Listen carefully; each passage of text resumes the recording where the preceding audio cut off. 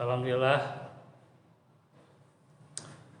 assalatu wassalamu ala rasulillah wa ala alihi wa sahbihi wa man tabi'ahum bi ihsanin ila yaumiddin.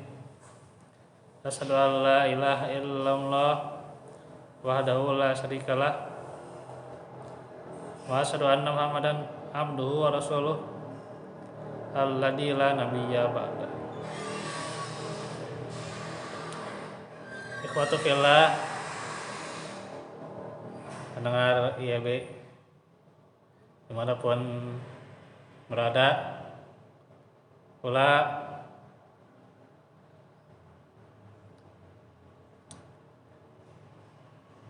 dari Madrasah Al-Muhajirin.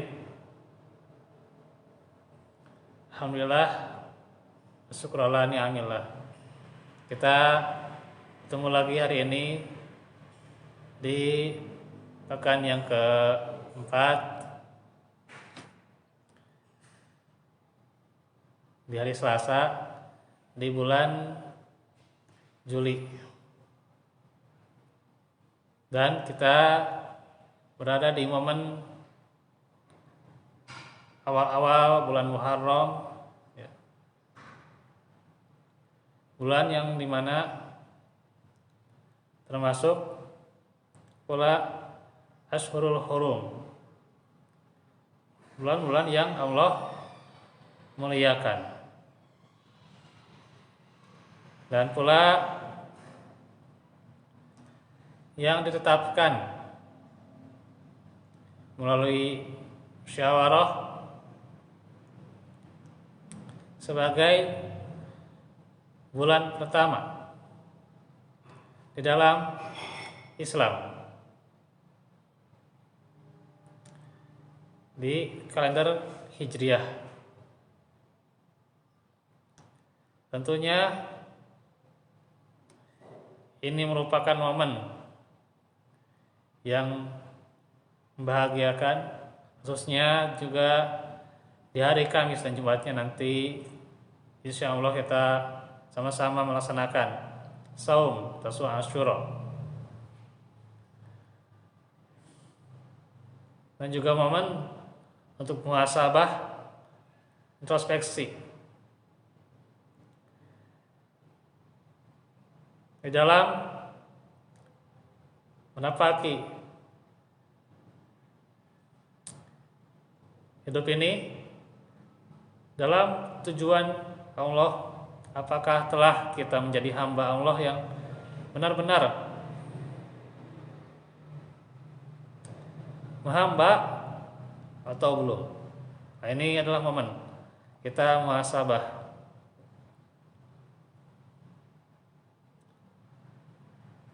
Karena itulah bagaimana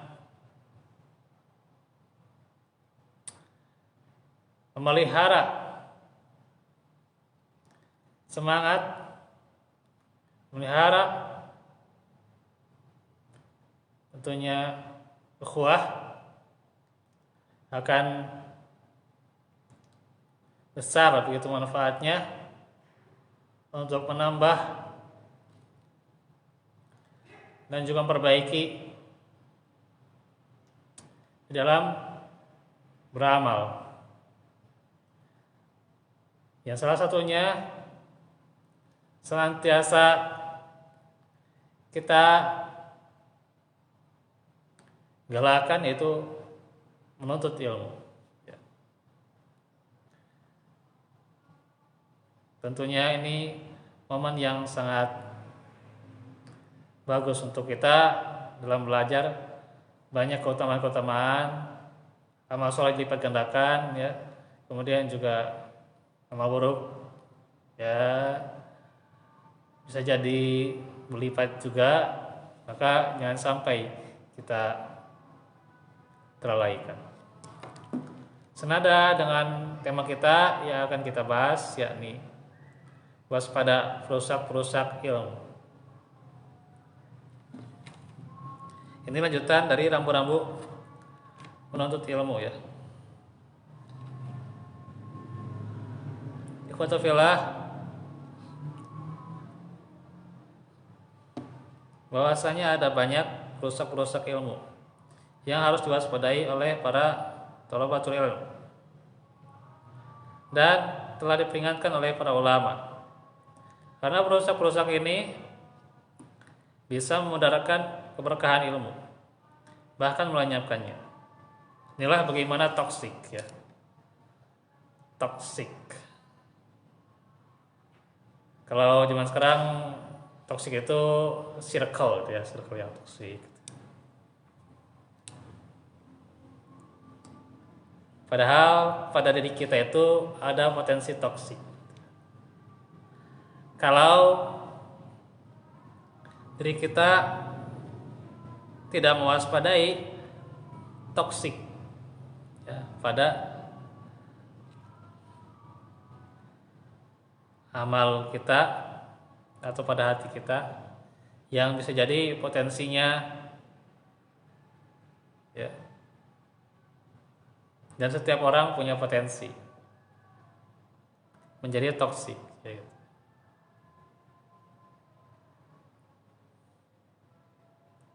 Loh, bagaimana? Ya bisa saja ya itu.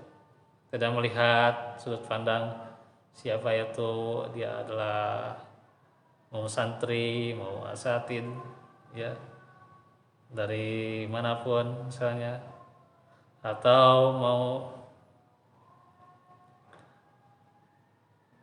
orang yang hafal Quran ya.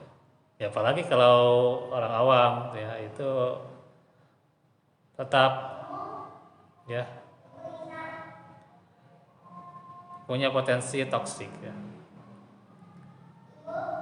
Kita tahu bagaimana iblis begitu mulianya sebelum dia dijuluki iblis ya. Ya, dia adalah Azazil. Tapi justru ternyata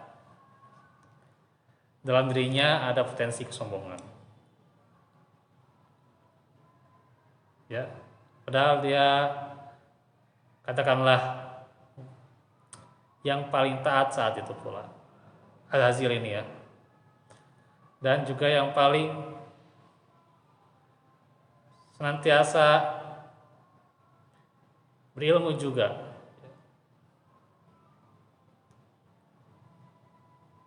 Itu. Tapi ternyata potensinya ada potensi toksik ya. Itu apa? Dalam hatinya ada rasa kesombongan. Nah, itu pula apalagi orang seperti kita ya. Ya. Potensi-potensi seperti itu harus dikikis ya. Karena setiap hari kita juga pola bersandingan dengan toksik-toksik ini. Dan ini yang paling berbahaya ya. Sebenarnya banyak ya. Tapi di sini mau mengutarakan 5 ya. Cukup nggak waktunya nih? Insya Allah ya. Yang pertama, lalai. Lalai itu menjadi pahala terbesar ya bagi para penuntut ilmu ya, dalam memahami ilmu yang dipelajarinya. Allah Ta'ala firman, wala takum minal ghafilin. Janganlah engkau termasuk orang-orang yang lalai. Dalam surah Al-A'raf ayat 25. Lawan dari lalai itu adalah bersungguh-sungguh dan sabar ya. Dari Abu Hurairah radhiyallahu anhu, Rasulullah sabda, ihris ala ma yanfa'u ya. Bersemangatlah dalam meraih hal-hal yang bermanfaat. Wasta'in billah wala ta'jiz.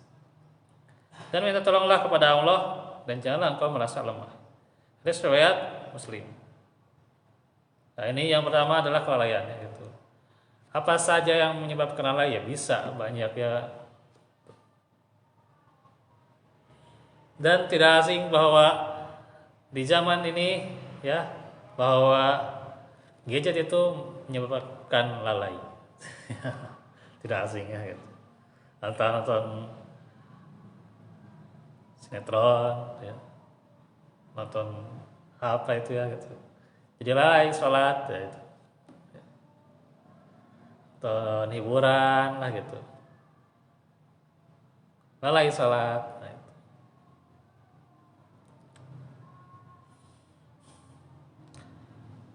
Atau pula saat kajian saja itu sambil stalking di HP itu ya.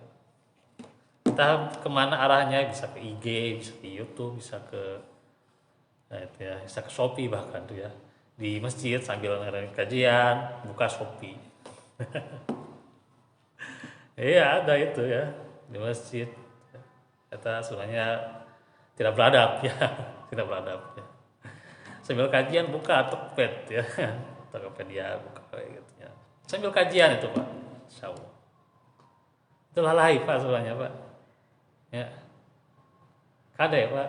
Di masjid kan tidak boleh ya berbisnis ya, apalagi melihat ladangnya bisnis. Ya,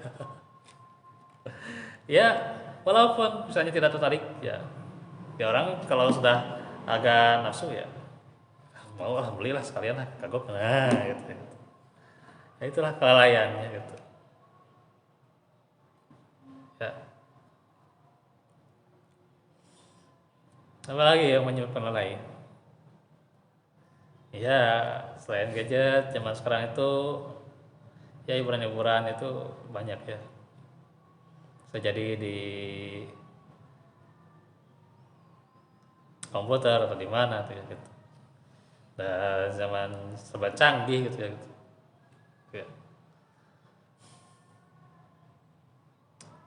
Orangnya canggih tapi ternyata hatinya tidak semakin canggih gitu. Tidak semakin canggih dengan Al-Qur'annya gitu. Orang hafalan itu agak susah gitu ya. Kenapa? Ya karena kelalaian. Lalai gitu ya tuh. Menambah hafalan untuk tilawah gitu ya gitu. Kalau zaman dahulu itu kan bisa tilawah itu bisa sehari sampai 3 juz. Ya. Bahkan Imam Syafi'i itu ya. Berapa kali tamat, Pak? Iya. Bisa puluhan kali tamat itu ya. Al-Qur'an itu ya.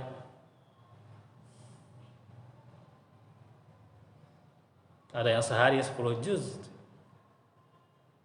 Itu dia tidak meninggalkan ya masalah rumah tangga itu ya, pekerjaan, tetap dia bisa juga membuka lembaran-lembaran Al-Qur'an. Gak masalah ya. Cuma kita kadang permasalahan gitu ya. Alasannya gini lah ya. Bukan gak bisa ngaji, bisa taklim lah gitu. Alasannya apa? Pekerja keras, pekerja kantoran. Orang zaman dulu aja bisa gitu ya. Zaman dulu bisa ya, sampai sehari 10 juz lebih gitu ya.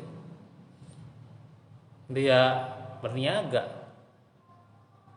Nah, itu. Tapi sehari 10 juz lebih gitu ya.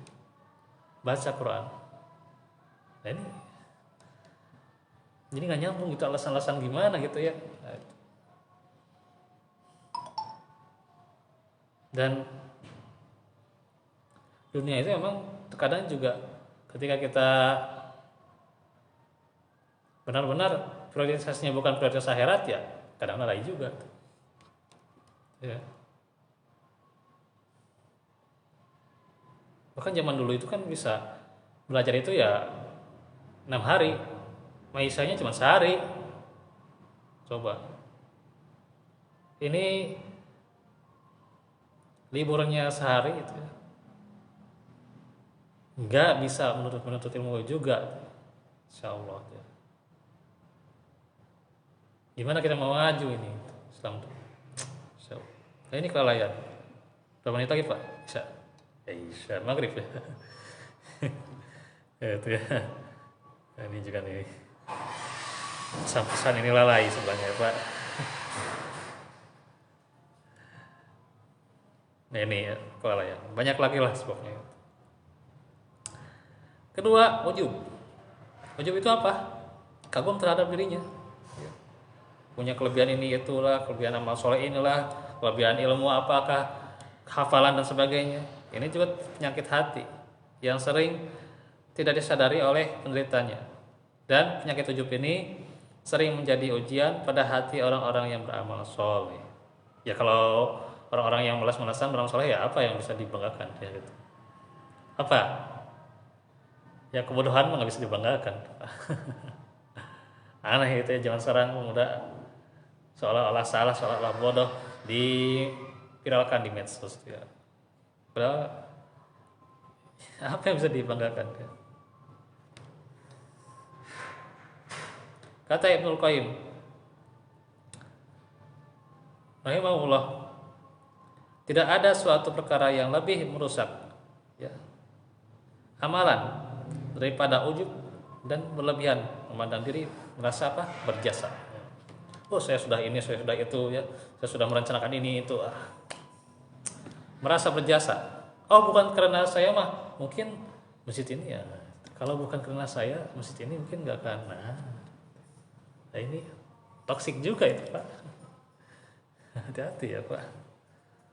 Ini harus kita coba berpikir dulu ya. Ini dalam Al-Fawaid nih disebutkan. Ini pengaruh ujub itu sangat benar bahaya karena dapat merusak keikhlasan. Ya. Karena ingin dihargai. Zaman sekarang kan ingin dihargai ya kalau itu. Makanya ya ujub sedikit lah gitu. Itulah. Beda seketika anggar ujub gitu artinya. Gitu. Lawan dari ujub apa? Tawadu. Dan menyadari aib dirinya ya. Muhasabah, introspeksi diri ya. 3, sombong. Sombong didefinisikan oleh Rasulullah yaitu ya batrul haq wa ghamtun nas, menolak kebenaran dan menghina atau merendahkan manusia. Orang yang sombong dengan ilmunya menjadikan dirinya suka apa? Berdebat, berjidal. Berdebat yang nggak perlu ya seputar fikih, seputar apalah gitulah, nggak perlu didebatin misalnya ya, sama-sama ada dalilnya, sama-sama ada pendukungnya itu ya, tawabi dan sebagainya, nah itu ya, ilmu fikih, ilmu usul hadis dan ilmu apa itu setelah hadis ya. Didebatkan itu ya, jadi suka debat. Ini mau ngambil debatnya atau mau ngambil hikmahnya, tapi malah suka debatnya ya. Saya mah sudah debat, sudah debat fikih bisa gitu. Ngapain juga ya. Gitu. Ya, ini yang kadang jadi toksik ya, suka berdebat ya. Apalagi ini pemuda Persis nih punten. Ini debat itu tujuannya apa? Coba toksik nih. Jangan-jangan nih ya. Kalau niatnya nggak benar toksik nih ya, punten. Dia mencari-cari dalil untuk mendapatkan pembenaran. Nah itu toksiknya itu ya, menolak kebenaran serta melontarkan tuduhan. Syekhul Islam Ibnu Taimiyah berkata ya, perusak ilmu itu adalah kesombongan. Lawannya apa? Khudu atau ketundukan ya, tunduk pada kebenaran. Tawadu juga dia bisa ya, lawan kata dari sombong ya, obatnya. 4, mengandalkan logika. Jadi beragama dengan otak-atik, di otak-atik, di apa gimana lah. Ini juga toksik ya. Seorang itu jadi lancang mendahului Allah dan Rasulnya. Lebih menghormati tradisi daripada mengikuti petunjuk-petunjuk dalil-dalil Al-Quran dan As-Sunnah serta bimbingan para salafus saleh. Dalam surah Al-Hujurat disebutkan, ya ayyuhalladzina amanu la tuqaddimu baina yadayillahi wa rasulih wattaqullaha innallaha samii'un alim. Wahai orang-orang yang beriman, janganlah kalian mendahului Allah dan Rasulnya. Bertakwalah kalian kepada Allah, karena sungguhnya Dia Maha mendengar lagi Maha mengetahui. Kata Imam Al-Auza'i, wajib engkau berpegang teguh dengan azar sekalipun orang-orang menolak, dan hati-hati dari engkau atas logika-logika orang, meskipun mereka menghiasinya dengan berbagai omongan. Seakan-akan itu adalah bagus ya, tapi itu adalah, kalau kata Al-Quran, sukhrufal qawli ghurur. Ya, seakan-akan perhiasan tapi ghurur. Itu. Dan bila engkau beragama di atas dasar itu, ya, maksudnya Quran Sunnah ya, atau asar ya, asar yang tentunya para sahabat, para salafus sholih, itu adalah maka engkau telah berjalan di atas siratal mustaqim. Ini dalam adabus syariah. Satu lagi, yaitu seorang thalabatul ilm hendaknya ya jauhi sikap yang tidak memperhatikan adab, yaitu adab seorang thalib terhadap dirinya, adab di majelis ilmu, adab terhadap guru, adab terhadap kawan, dan adab-adab lainnya yang berhubungan dengan ilmu. Karena bermanfaatnya ilmu, seseorang berbanding lurus dengan perhatiannya terhadap adab. Maka orang yang beradab terhadap ilmu menunjukkan penghargaan dia kepada ilmu yang dipelajarinya sehingga dia pantas mendapatkan ilmu. Ya. Jadi jangan bangga menjadi orang yang non adab. Atau los adab lah, jangan enak gitunya sebutannya itu ya, apa itu ya. Jangan bangga lah gitu. Ya. Harus punya beradab ya gitu. Kita kepada kawan kita itu juga dengan adab, dengan kebaikan-kebaikan. Terus juga kepada guru, kepada sahabat kita, pada orang tua, kan itu juga pasti beradab ya gitu. Adab dalam bicara, adab dalam berkata dan sebagainya gitu. Nah itu sudah cukup ya. Wa'afu minkum, wallahu fikum. Aku kalau melihat ada astagfirullah li wa lakum, bisa dahulu ya. Nanti kita lanjutkan.